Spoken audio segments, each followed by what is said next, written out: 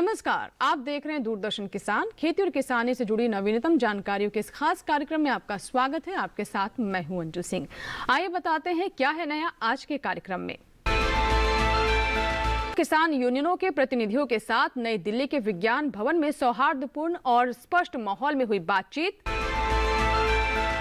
खरीफ विपणन सीजन 2020-21 के दौरान न्यूनतम समर्थन मूल्य का क्रियान्वयन। भारत में कोविड-19 के सक्रिय मामले कुल मामलों के 4.3% हो गए हैं। मृदा स्वास्थ्य कार्ड योजना पर विशेष जानकारी। आइए अब देखते हैं समाचार विस्तार से। केंद्रीय कृषि मंत्री द्वारा बातचीत के लिए आमंत्रित किए गए 40 किसान यूनियन के प्रतिनिधियों ने राजधानी दिल्ली के विज्ञान भवन में नरेंद्र सिंह तोमर, पीयूष गोयल के साथ, इसके अलावा सोम प्रकाश के साथ भी बातचीत में हिस्सा लिया। आइए देखते हैं इस पर हमारी ये रिपोर्ट। विज्ञान भवन में कृषि मंत्री नरेंद्र सिंह तोमर, खाद्य उपभोक्ता एवं सार्वजनिक वितरण, रेलवे और वाणिज्य मंत्री पीयूष गोयल और वाणिज्य राज्य मंत्री सोम प्रकाश के साथ बातचीत में हिस्सा लिया। इस बातचीत में कृषि मंत्रालय, खाद्य उपभोक्ता और सार्वजनिक वितरण मामलों के मंत्रालय के वरिष्ठ अधिकारियों ने भी भाग लिया। भारत के सक्रिय मामले 4.44% से गिरकर आज 4.35% हो गए। पिछले 7 दिनों में दैनिक नए मामलों से दैनिक रिकवरी अधिक, कुल 0.9 करोड़ से अधिक रिकवरी दर्ज की गई है। आइए देखते हैं इसी पर हमारी ये रिपोर्ट। दैनिक मामलों की तुलना में अधिक दैनिक रिकवरी के ट्रेंड के कारण भारत के सक्रिय मामलों में लगातार संकुचन हुआ है, जो वर्तमान में 4,16,082 है। भारत में 36,595 लोग कोविड से संक्रमित पाए गए हैं और उसी समयावधि में 42,916 नई रिकवरी दर्ज की गई है। भारत अभी भी दुनिया में प्रति मिलियन जनसंख्या पर सबसे कम मामले में से एक पर बना हुआ है, जो पश्चिमी गोलार्ध के अन्य देशों की तुलना में बहुत कम है। रिकवरी दर आज बढ़कर 94.2% हो गई। कुल रिकवर मामले 90,16,279 रहे। महाराष्ट्र में 8,066 लोग कोविड से ठीक हुए हैं, जबकि केरल में 5,590 रिकवरी हुई है। दिल्ली में 4,884 दैनिक रिकवरी हुई है।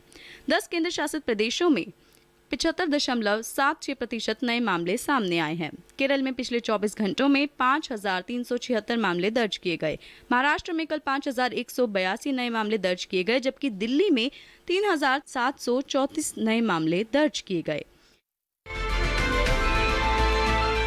केएमएस खरीद प्रक्रिया के तहत 61,306.82 करोड़ के एमएसपी मूल्य की धान की खरीद की गई है, जिससे लगभग 30.84 लाख धान के किसान लाभान्वित हुए हैं। आइए देखते हैं इसी पर आधारित हमारी ये रिपोर्ट। और अभी वक्त हुआ एक छोटे से ब्रेक का, कहीं मत जाइएगा। ब्रेक के बाद भी खास पेशकश जारी है। ये कामयाबी है अन्नदाता की, ये कहानी है खेत और खलिहानों की। कैसे करें अपने पशुओं की देखभाल, जानिए गांव-गांव के किसानों का हाल। देखिए गांव किसान सोमवार से शुक्रवार दोपहर 12:05 पर।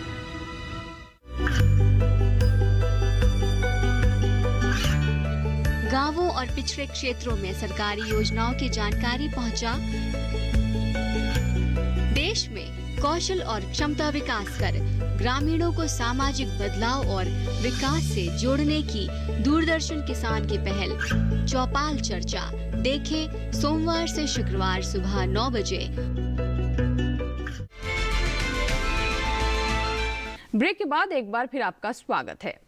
हर वर्ष 5 दिसंबर को विश्व मृदा दिवस मनाया जाता है। भारत में मृदा स्वास्थ्य कार्ड योजना की शुरुआत फरवरी 2015 में राजस्थान में की गई थी।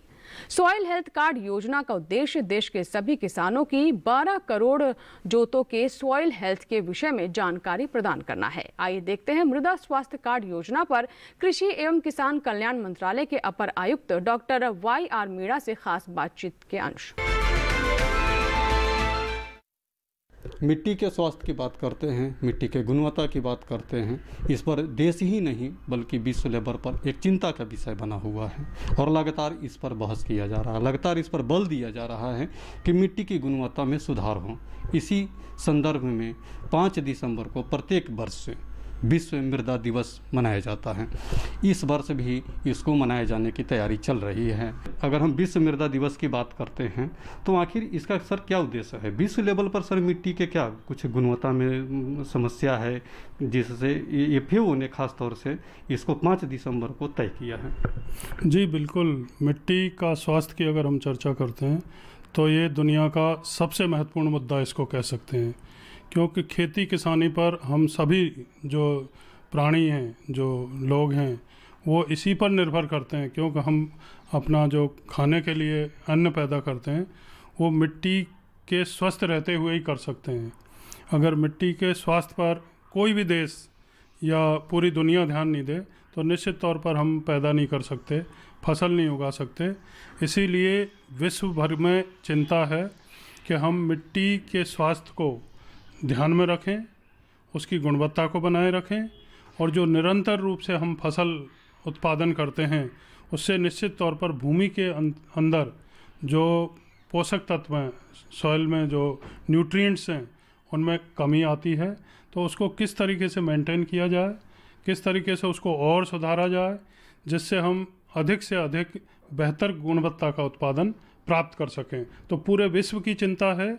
इसी को ख्याल में रख के आप जो FAO की बात कर रहे हैं, जून 2013 में FAO ने ये तय किया कि विश्व मृदा दिवस 5 दिसंबर को मनाया जाए, और इसको मनाने का जो प्रमुख मकसद है वो यही है कि हम विश्व के नागरिकों को, या खासकर जो फार्मिंग कम्युनिटी से जो लोग हैं, जो किसान भाइयों को इसकी महत्ता को समझा पाएँ, उनको जागरूक कर पाएँ, जिससे वो मिट्टी के स्वास्थ्य पर ध्यान दें, और कृषि वैज्ञानिकों, विशेषज्ञों द्वारा बताई गई जो टेक्नोलॉजी है, तकनीकी ज्ञान है, उसको ख्याल में रखते हुए अधिक से अधिक अच्छी गुणवत्ता की पैदावार भी लें, और अपनी मिट्टी के स्वास्थ्य को भी निरंतर रूप से मतलब उसको मेंटेन करें, उसमें सुधार करें, जिससे किसी तरह की कोई समस्या नहीं हो और निरंतर रूप से वो खेती किसानी को सफलतापूर्वक कर सकें।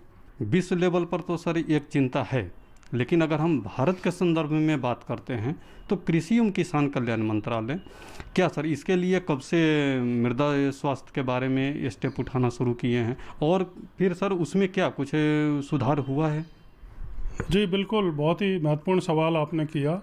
वैसे तो भारत में भी बहुत पहले से मृदा संबंधी कार्यक्रम चलते आए हैं, लेकिन अभी जो हमारी फ़िलहाल सरकार है, मोदी सरकार, उसने 2014 के बाद, जैसे ही 2014 में मोदी सरकार ने शपथ ग्रहण की, उसके बाद में आपने सुना होगा, आपने बहुत सारे कार्यक्रम भी किए होंगे, सॉइल हेल्थ कार्ड, इसको मिशन मोड में चालू किया। पहले भी सॉइल हेल्थ कार्ड पर कार्यक्रम होते थे, लेकिन वो मिशन मोड में नहीं थे, उतनी प्राथमिकता उनको नहीं दी जाती थी। तो 2015 से 17 के बीच में पहली जो साइकिल थी उसमें 10.74 यानी 10.74 करोड़ किसानों को सॉइल हेल्थ कार्ड वितरित किए गए। उसी तरीके से दूसरी लाइफ साइकिल जो इसकी चालू की सॉइल हेल्थ कार्ड डिस्ट्रीब्यूशन की, वो 2017 से 2019 तक, इस दौरान 11.75 करोड़ किसानों को ये सॉइल हेल्थ कार्ड वितरित किए गए, यानी सभी किसानों को सॉइल हेल्थ कार्ड उपलब्ध कराए गए। मकसद यही था कि किसान भाई अपनी मिट्टी को पहचानें, और एक सलाह किसानों को दी जाती थी कि मिट्टी की हो नियमित जांच, ना आए खेती को आँच। यानी अगर किसान जागरूक होंगे, अपनी मिट्टी का सॉइल हेल्थ कार्ड बनवाएंगे, और सॉइल हेल्थ कार्ड बनाने से ही फ़ायदा नहीं, उसमें जो वैज्ञानिकों द्वारा सिफारिश की गई जो उर्वरकों की डोज हैं, उसके हिसाब से उर्वरकों का या खादों का प्रयोग करके आवश्यकता के हिसाब से। पहले क्या होता था, यूरिया, DAP ये काफ़ी चर्चित थे ग्रामीण क्षेत्रों में, किसानों में, वो जैसे भी उनको जितना खाद मिल जाता था उसको अपने अंदाज से वो डाल देते थे। इससे क्या होता था, आवश्यकता से अधिक अगर उर्वरकों का या खादों का इस्तेमाल करते थे किसान, तो मिट्टी का हमारा जो स्वास्थ्य है उस पर विपरीत असर पड़ता। मिट्टी के अंदर जो हमारे मित्र कीट हैं, जो जीवाणु हैं, वो भी उससे नष्ट होते, और हमारा जो उत्पादन है उसकी गुणवत्ता में भी मतलब सुधार नहीं कह सकते, उसको भी नुकसान होता था। तो ये समझा गया, इसी को ध्यान में रख के सॉइल हेल्थ कार्ड वितरित किए गए और किसानों को जागरूक किया गया प्रशिक्षणों के माध्यम से, प्रदर्शन लगा के, जो डेमोस्ट्रेशन हम कहते हैं उनके माध्यमों से, कि मिट्टी की जांच अवश्य कराएं और उसमें सुझाव दिए गए जो हैं उनके हिसाब से खाद एवं उर्वरकों का उचित मात्रा में उपयोग करें। इससे दो फायदे, एक तो किसानों की जेब पे जो अतिरिक्त उर्वरक और खाद खरीदने का पैसा खर्च होता था उससे बचा जा सकता था, और मिट्टी पर अनावश्यक रूप से ज़्यादा खाद डालने से जो नुकसान हो रहा था उससे बचाव। तो कहने का मतलब कम पैसा कम लागत से भी अच्छी गुणवत्ता की ज़्यादा से ज़्यादा फसल वो ले सकें। तो इसलिए सॉइल हेल्थ कार्ड किसानों को ना सिर्फ वितरित किए गए बल्कि उनको देश भर के जो कृषि विज्ञान केंद्र हैं, राज्यों में जो कृषि विश्वविद्यालय हैं, भारतीय कृषि अनुसंधान परिषद के जो संस्थान हैं और राज्यों के कृषि बागवानी और जो सॉइल कंजर्वेशन विभाग हैं उनके माध्यम से किसानों को समय समय पर प्रशिक्षित किया गया। डेमोस्ट्रेशंस के माध्यम से उनको जागरूक किया गया कि वो निश्चित तौर पर सॉइल हेल्थ कार्ड ना सिर्फ बनवाएं बल्कि उसमें जो सिफारिश की गई है उसके हिसाब से अब खाद और उर्वरकों का प्रयोग करें। तो उनसे उनकी जो खर्चा है खेती पर वो भी कम होगा, उनके उत्पाद हैं उनकी गुणवत्ता में सुधार होगा और निरंतर रूप से मिट्टी का स्वास्थ्य है वो बेहतर होगा। अगर कुछ किसान भाई ऐसे भी हैं जो मिट्टी के स्वास्थ्य जांच के लिए वो जागरूक नहीं है, लेकिन केंद्र सरकार के जो कृषि एवं किसान कल्याण मंत्रालय वो जागरूक है, लगातार प्रयास कर रही है कि किसान भाई मिट्टी के जांच करवाएं और मिट्टी के जो भी उसमें पोषक तत्वों की कमी है उसको दूर करें। जी हाँ, तो क्या इसको प्रचार प्रसार के लिए क्या सर मंत्रालय की तरफ से कुछ प्रयास विशेष रूप से किया जा रहा है जो किसान अगर जागरूक नहीं है उनके लिए? जी हाँ, बिल्कुल। सॉइल हेल्थ कार्ड की अगर हम बात करते हैं तो पिछले 6-7 साल से ये मतलब सरकार की प्राथमिकता में रहा है और कई माध्यमों से इसका प्रचार प्रसार गांव-गांव तक किया जा रहा है। जैसे अगर माध्यमों की मैं बात करता हूं तो समाचार पत्रों में विज्ञापन के माध्यम से, आकाशवाणी ऑल इंडिया रेडियो के जो केंद्र हैं, ऑल इंडिया रेडियो के स्टेशन हैं, FM चैनल हैं, FM गोल्ड है, इसके अलावा DD किसान जो चैनल है कृषि का फुल टाइम 24 घंटे, इसके माध्यम से समय समय पर विशेषज्ञों की वार्ता, भेंट वार्ता या प्रश्न और उत्तर जो होते हैं हेलो किसान में, उनके माध्यम से किसानों को जागरूक किया जा रहा है। मैंने जैसे बताया कृषि विज्ञान केंद्र और भारतीय कृषि अनुसंधान परिषद के जो संस्थान हैं उनके माध्यम से कई सारे प्रशिक्षणों का आयोजन किया जा रहा है, जिससे किसानों को बुला के 2 दिन 4 दिन का प्रशिक्षण देके उनको प्रैक्टिकली करके बताते हैं भाई किस तरीके से सैंपल लेते हैं, कैसे उसकी जांच करते हैं, और ख़ासकर 12 प्रमुख पैरामीटर्स हैं जिनकी सॉइल हेल्थ कार्ड में जानकारी होती है। उसमें जैसे NPK हमारे मेन हैं, प्राइमरी जो न्यूट्रिएंट्स हैं, सेकेंडरी में सल्फ़र है, इसके अलावा माइक्रो न्यूट्रिएंट्स जिसमें आयरन है, मैग्नीज है, बोरोन है, इस तरीके से कॉपर है, ये 5 मतलब माइक्रो न्यूट्रिएंट्स की जांच करते हैं।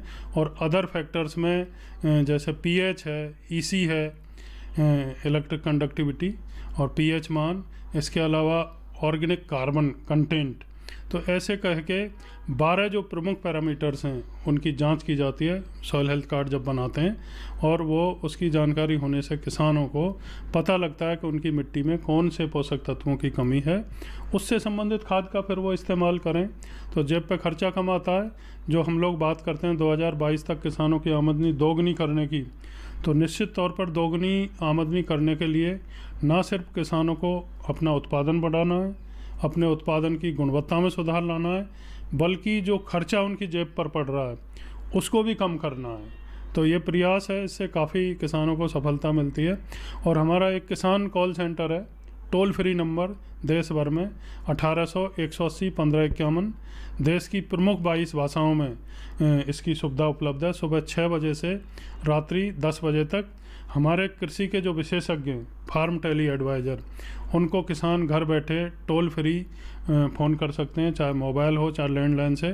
किसानों का एक पैसा खर्च नहीं होता। वो भी हमेशा भारत सरकार की कृषि एवं किसान कल्याण मंत्रालय की जो योजनाएं हैं उनकी निरंतर रूप से वो जानकारी देते हैं और किसानों काफ़ी बड़ी संख्या में किसान भाई इसका लाभ लेते हैं। तो कहने का मतलब जागरूकता का जो सवाल है वो कई मोर्चों पर सरकार मतलब कर रही है।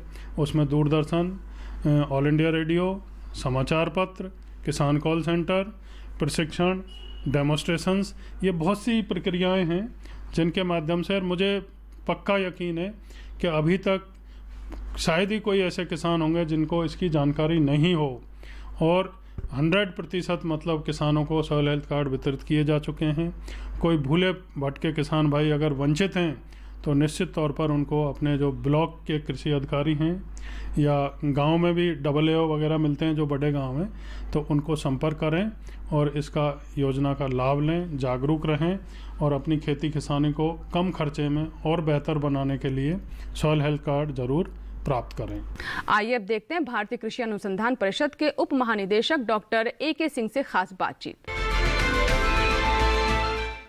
5 दिसंबर को विश्व मृदा दिवस मनाया जाता है, तो चलिए सर से जानते हैं कि इस बार विश्व मृदा दिवस कैसे मनाया जा रहा है और क्या संदेश है आप लोगों के लिए। देखिए, आजकल के हाल के वर्षों में मिट्टी के ऊपर बार बार चर्चा होती है कि मिट्टी कमज़ोर हो गई है, उपजाऊ नहीं रह गई है, और इस परिप्रेक्ष्य में विश्व मृदा दिवस बड़ा महत्वपूर्ण है। हर वर्ष 5 दिसंबर को मनाया जाता है। इस बार भी हम मना रहे हैं। सभी विश्वविद्यालय जो हमारे भारतीय कृषि अनुसंधान परिषद के संस्थान हैं और 721 जो कृषि विज्ञान केंद्र हैं, सभी मिल करके इसको मनाएंगे। किसानों को विभिन्न कार्यक्रमों से जोड़ेंगे और किसानों को इस मृदा दिवस पर क्या करना चाहिए उसकी जागरूकता उत्पन्न करेंगे। इस बार का जो विश्व मृदा दिवस है उसका थीम जो फूड एग्रीकल्चर ऑर्गेनाइजेशन है या विश्व खाद्य संगठन है, उन्होंने रखा है मृदा को सजीव बनाए रखना और मृदा में जो बायोडाइवर्सिटी है उसको भी जीवित रखना। तो ये 2 बड़े महत्वपूर्ण संदेश हैं कि मिट्टी को सजीव रखें और मिट्टी में जो भी जीवाणु हैं उनको जीवित रखें, जो बायोडाइवर्सिटी है उसको बना करके रखें, क्योंकि हम जानते हैं कि मिट्टी में यदि जीवाणु नहीं होंगे तो मिट्टी उतना उपजाऊ नहीं होगी। और मिट्टी को कई बार लोग कहते हैं कि मृत समान हो गई क्योंकि उसमें जीवाणुओं की संख्या कम है। जो केंचुए की बात होती थी कि केंचुआ अधिक है और केंचुआ ज़मीन को ऊपर से नीचे करता है, जुताई एक तरह से करता है और मिट्टी को उपजाऊ बनाता है, मिट्टी के अंदर हवा जाए उसके लिए रास्ते बनाता है।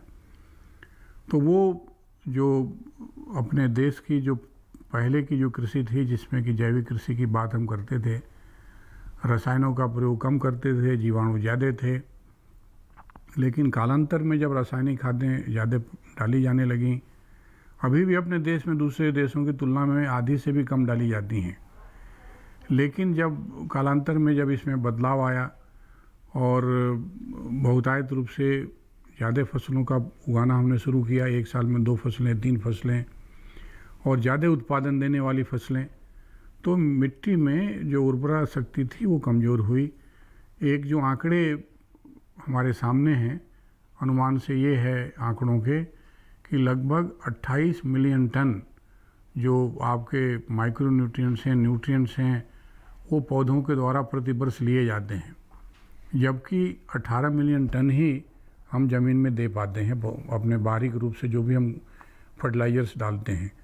तो एक तरह से हर वर्ष जो हम डाल रहे हैं और जो पौधों द्वारा लिया जाता है उसमें कमी देखने को मिलेगी और इसकी भरपाई करना ज़रूरी है।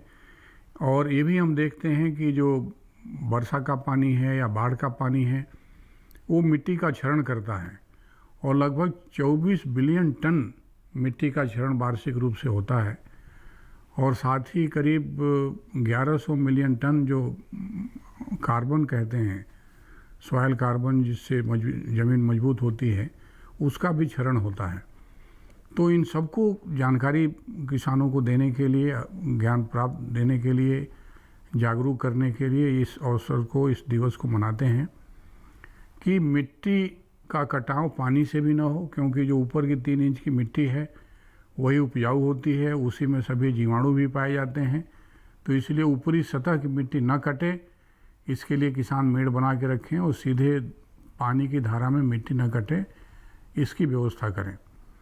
दूसरा ये है कि जो गेहूँ और धान की खेती लगातार कर रहे हैं उसमें परिवर्तन लाएं, और परिवर्तन लाने के लिए दलहनों की फसलों का उसमें समावेश करें, जिसमें कि नाइट्रोजन जो वायुमंडल से लेकर दलहनी फसलें फिक्स करती हैं ज़मीन में, तो दलहनी फसलों का चक्र जरूर होना चाहिए फसल चक्र में। दूसरा ये है कि जो ऑर्गेनिक कार्बन है, ऑर्गेनिक कार्बन भी ज़मीन से बहुत तेज़ी से गिरा है, नीचे गया है। इसके लिए भी ज़रूरी है कि जो ग्रीन आपकी खाद है, ग्रीन मैन्योर है, या गोबर की खाद है, कंपोस्ट की खाद है, या वर्मी कंपोस्ट की खाद है, वो बहुतायत रूप में किसान अपने यहाँ बनाएं और उसको ज़मीन में मिलाएं। और यदि मिलाते हैं, ऑर्गेनिक मैटर जब बढ़ेगा या जैविक पदार्थ जब ज़मीन में बढ़ेगा, तो जो रसायन देते हैं, रासायनिक खादें देते हैं, उनके भी जो न्यूट्रिएंट्स हैं, वो न्यूट्रिएंट्स ज़मीन में तभी या पौधे में तभी अच्छी तरह से लिए जाते हैं जबकि इस तरह का जैविक पदार्थ या कार्बनिक पदार्थ ज़मीन में होगा। इसीलिए अब पशुओं की संख्या कई जगहों पे, कई क्षेत्रों में कम हो गई है, गोबर की खाद नहीं जा पाती है, इसलिए जो ढैंचा की खाद है उसको उत्पादित करें, ज़मीन में उसको पलटें, या जो भी क्रॉप रेजिड्यू है या फसल के अवशेष हैं, खास करके धान का अवशेष, इधर सभी लोग जलाते हैं अवशेषों को, तो अवशेष को जलाने से एक तो जीवाणु जितने भी ज़मीन में वो मर जाते हैं, जो कि बहुत बड़ी हानि है, उसकी भरपाई नहीं हो सकती।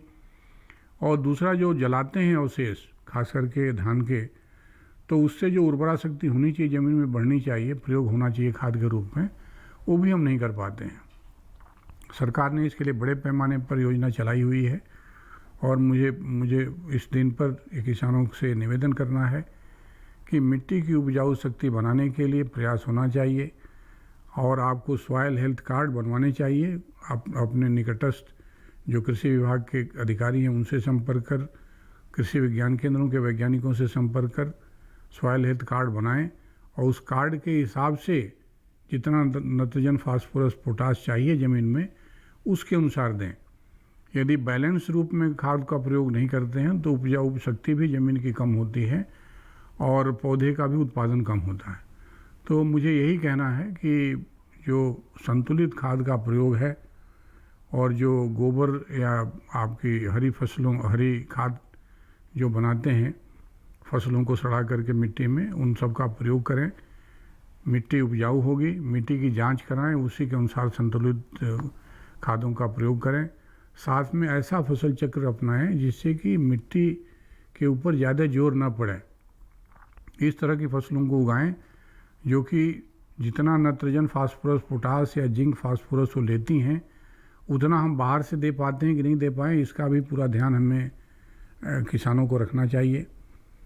दूसरी बात कि फसलों में जो अंतराल की बात है कि यदि एक फसल ऐसा लेते हैं जो कि ज़्यादा, जिसमें पोषण की ज़रूरत है, ज़्यादा उर्वरक की ज़रूरत है, तो दूसरी फसल ऐसे लें जिसमें पोषण की या बाह्य रसायनों की ज़रूरत कम है। तो इस तरह से जो फसल चक्र अपनाएंगे तो निश्चित रूप से ज़मीन की उर्वरा शक्ति बढ़ेगी, ज़मीन सजीव रहेगी, जीवित रहेगी, और जब जीवित रहेगी तो उसमें न्यूट्रिएंट ज़्यादा होंगे, माइक्रो ऑर्गेनिजम्स या जीवाणु ज़्यादा होंगे, और इस प्रकार से जो फसल उगेगी उसमें भी तत्व जाएंगे। अनाज में तत्व ज़मीन से ही जाते हैं, और जब ज़मीन से तत्व जाएंगे अनाज में, तो जब मनुष्य खाएगा, बच्चे खाएंगे, महिलाएं खाएंगी, तो उनका स्वास्थ्य भी अच्छा होगा। और जो तमाम तरह की बात हम करते हैं कि आयरन कमी कम है, जिंक कम है लोगों के शरीर में, या प्रोटीन की कमी है, उन सब की पूर्ति अनाज कर पाएंगे, तभी कर पाएंगे जबकि ज़मीन में उर्वरा शक्ति होगी। तो इसी संदेश के साथ कि किसान भाई इसमें अपने को जागरूक हों, अपने पड़ोसी किसानों को भी जागरूक करें, गांव के किसानों को जागरूक करें, और ऐसा काम न करें जिससे ज़मीन की उर्वरा शक्ति कमज़ोर होती हो। तो किसान भाइयों, डीडीजी सर ने आपको विश्व मृदा दिवस पर इतनी सारी जानकारियाँ दी, तो अपने मिट्टी की जांच करवाइए और उन्हें स्वस्थ बनाइए। अभी समय एक छोटे से ब्रेक का, कहीं मत जाइएगा।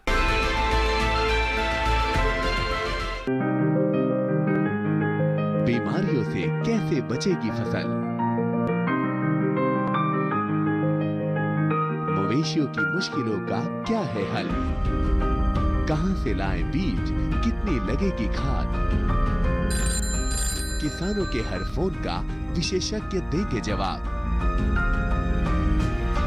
देखिए हेलो किसान लाइव सोमवार से शुक्रवार शाम 6 बजे।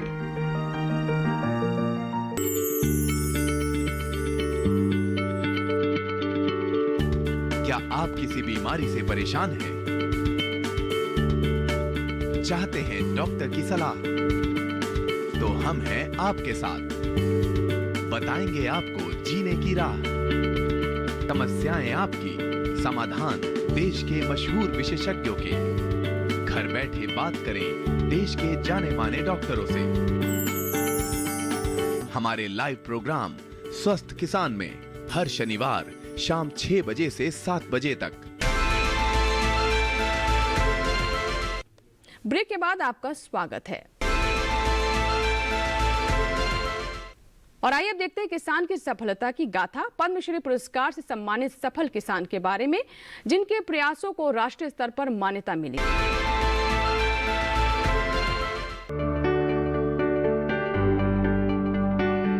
वर्ष 2012 में वेंकटपति रेड्डीर को फूलों की विभिन्न तरह की संकर किस्मों को विकसित करने के लिए सरकार द्वारा पद्मश्री पुरस्कार से सम्मानित किया गया है। रेड्डीर को धुंध कक्ष में नोडल स्टेम कटिंग की तकनीक के मानकीकरण का श्रेय दिया जाता है। इनके द्वारा संकर किस्में राष्ट्रपति भवन के मुगल गार्डन में लगाई गई हैं, जो कि देखने में बेहद ही मनमोहक हैं। वेंकटपति रेड्डीर को अंतरराष्ट्रीय तमिल विश्वविद्यालय मैरीलैंड यूएसए ने 2011 में डॉक्टर ऑफ लेटर्स की उपाधि से सम्मानित किया है। साथ ही इन्हें tractors and farm equipment limited की ओर से विजन विट्टिगर पुरस्कार मिला है। वे लिम्का बुक ऑफ रिकॉर्ड्स में भी शामिल हैं, जो अपने नवाचारों के लिए रिकॉर्ड्स और उपलब्धियों का एक भारतीय भंडार है। रेड्डीर, जिन्हें भारत के राष्ट्रपति द्वारा राष्ट्रपति भवन में उनके साथ दोपहर के भोजन के लिए आमंत्रित किया गया था, इन्हें 2012 में भारत सरकार द्वारा पद्मश्री के नागरिक सम्मान से सम्मानित किया गया था। ये पुडुचेरी के पहले व्यक्ति हैं जिन्हें इस सम्मान से नवाजा गया है। वेंकटपति रेड्डी ने क्रॉसेंड्रा और रोग प्रतिरोधक कैसरीना जैसे पौधों की 100 से अधिक किस्मों को विकसित किया है। इनके द्वारा विकसित की गई क्रॉसेंड्रा किस्मों में एक नाम भारत के पूर्व राष्ट्रपति अब्दुल कलाम क्रॉसेंड्रा नाम दिया गया है।